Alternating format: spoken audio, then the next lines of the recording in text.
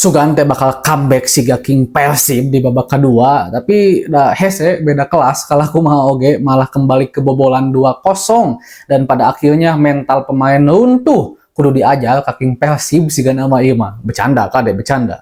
Mari kita bahas dari sudut pandang penikmat sepak bola, bukan pengamat sepak bola. Dari Sabang sampai Merauke, kita bersaudara. Bobotoh sealam dunia dimanapun kalian berada, khusus malam ini kita bahas dulu tentang timnas Indonesia lah ya, tentang Persib Bandung. Ke besok kita bahas lagi update informasi tentang Persib. Nah, timnas Indonesia barusan ya sebenarnya dari segi permainan udah sangat ada peningkatan, harus kita akui, harus kita juga berikan support kepada timnas Indonesia. Timnas udah sangat berkembang, tapi kita juga harus realistis. Yang kita lawan ini adalah langganan Piala Dunia. Yang kita lawan ini adalah King-nya Asia. Bukan King Asia Tenggara, Asia Barat. Bukan, tapi King Asia secara keseluruhan. Permainan timnas Indonesia tidak bisa untuk membombardir Jepang. Sebenarnya kalau dilihat dari pertandingan-pertandingan sebelumnya, ketika kita melawan Cina, melawan Bahrain, melawan Australia, kita itu melawan Arab juga gitu. Serangan-serangan dari Indonesia tuh bisa dibilang kill lah, lumayan. Walaupun memang di beberapa pertandingan yang saya sebutkan tadi, timnas Indonesia mengalami kekalahan, tapi seenggaknya ngegel lah gitu, ayah kawani. Tapi kalau ketika bertemu dengan Jepang, aduh, dah beda kelas. Beda, sekaligus Jepang juga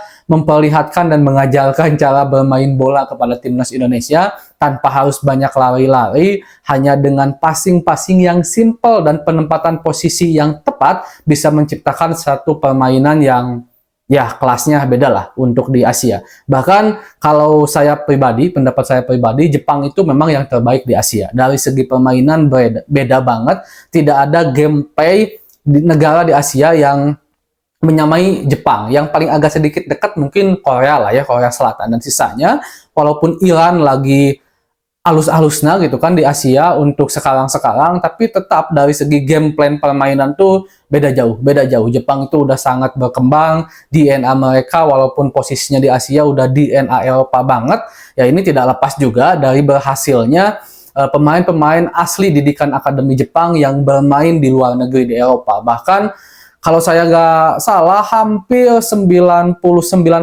pemain Jepang itu pemain yang abroad di luar negeri gitu kan. Bahkan mereka juga bukan hanya numpang nama di luar negeri, tapi memang pemain inti. Bahkan ada di beberapa di klubnya itu benar-benar menjadi tulang punggung, memberikan kontribusi yang sangat luar biasa. Ya ini sangat beda dengan Indonesia dan tentu saya masih berpendapat bahwa masih terlalu cepat untuk timnas Indonesia bisa lolos ke Piala Dunia. Walaupun ya siapa yang nggak mau, saya juga tetap pengen banget timnas Indonesia bisa lolos ke Piala Dunia. Tapi untuk saat ini kita harus akui kita masih dalam tahap berkembang. Kita masih tunas lah, baru ngalengkah gitu kan. Agak terlalu berat untuk kita berbicara timnas Indonesia akan lolos ke Piala Dunia, apalagi di jalur round ketiga. Tapi kalau seandainya di jalur round keempat, kemungkinan bisa.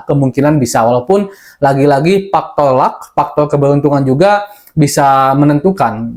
Kita harus lihat dulu timnas Indonesia satu grup dengan siapa nanti di round keempat. Kalau seandainya lolos itu juga. Walaupun sesungguhnya target dari timnas Indonesia, dari PSSI yang diberikan kepada Coach Sinteyong adalah posisi keempat. Yang artinya nanti bisa lagi masuk ke round keempat, undi lagi grupnya dan sang juara grup akan otomatis lolos ke Piala Dunia.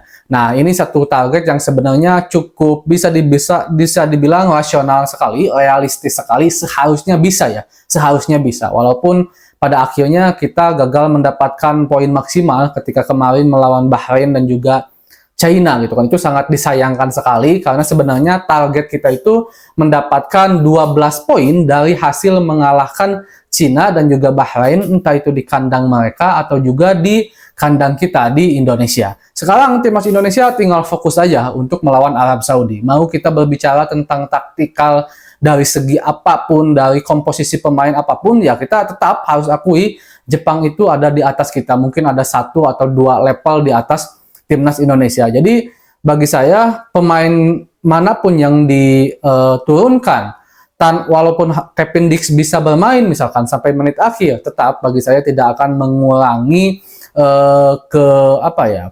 keleluasaan, kehebatan seorang Jepang. Timnas Indonesia memang belum sepadan dengan Jepang, harus kita akui itu. Cuman bagian dari salah satu bentuk strategi Coach Sinteyong saat ini sebenarnya udah cukup baik. Apalagi tidak adanya Ivar Jenner memasang seorang Nathan dan juga Tom Haye di situ, bahkan di lini belakang pun udah bisa dibilang kokoh. Tapi semenjak Kevin Dix keluar, ketika kita masih bermain 10 orang, agak sedikit kecolongan yang pada akhirnya malah bikin timnas Indonesia terus memudar konsentrasinya, terutama mungkin ketika pada akhirnya rehat babak pertama, kita udah mulai semangat lagi tuh, optimis untuk bisa mengembalikan keadaan Siga King Persib, mungkin diamekan oleh Coach Sinteyong di dalam locker room. Tapi pada akhirnya harus kembali kebobolan.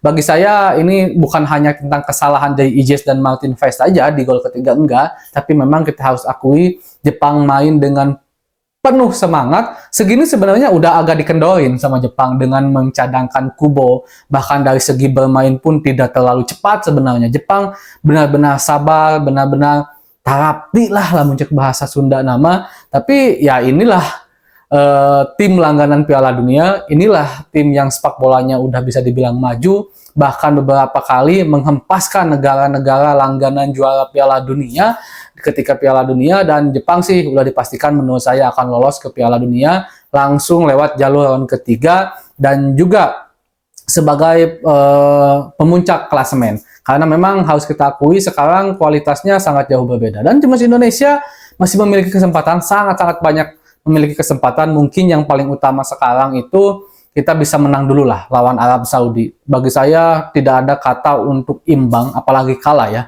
Wajib menang, karena dengan kita gagal menang melawan Arab Saudi tanggal 19 ya, tanggal 19 besok, itu semakin akan menyulitkan Indonesia untuk bisa lolos ke Piala Dunia. Walaupun sekali lagi agak terlalu dini kalau menurut saya pribadi untuk timnas Indonesia bisa lolos ke Piala Dunia. Tapi tidak ada salahnya untuk kita optimis dan berharap timnas Indonesia bisa berbicara banyak di Piala Dunia ini. Mungkin akan agak berbeda kalau seandainya proses pengambilan sumpah pemain-pemain diaspora itu dari awal cepat dan satu gerbong. Itu maksudnya enggak 1-2 1-2. Kalau sekarang kan nuntut lah gitunya bobotoh, sehingga performanya meningkat sedikit. Tapi kalau dari awal bisa paket, ya mungkin hasilnya akan beda. Walaupun ya kita harus akui tidak mudah juga untuk bisa meyakinkan para pemain-pemain diaspora yang bermain di luar negeri untuk bisa memperkuat timnas Indonesia, apalagi masih dalam tahap berkembang. Nah, pada intinya bobotoh salam dunia, mudah-mudahan lah timnas Indonesia bisa terus memperlihatkan kualitasnya, ada perbaikan, apalagi sekarang oleh Romeni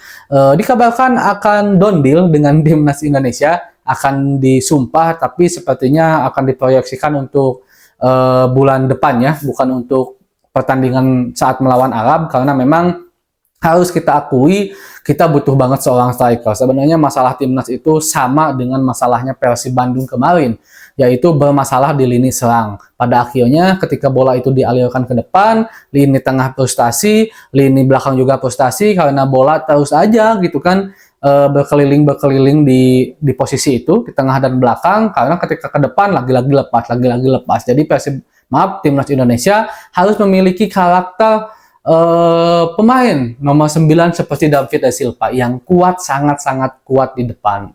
Siapakah itu? Ya mudah-mudahan aja, katanya sih nanti ada striker yang asli darah Sunda, asli kelahiran Bandung, yang memang masih muda dan akan diproses naturalisasi. Kalau oleh Romeni kan posisinya sebagai penyerang sayap. Segitu dulu untuk pembahasan hari ini. Assalamualaikum.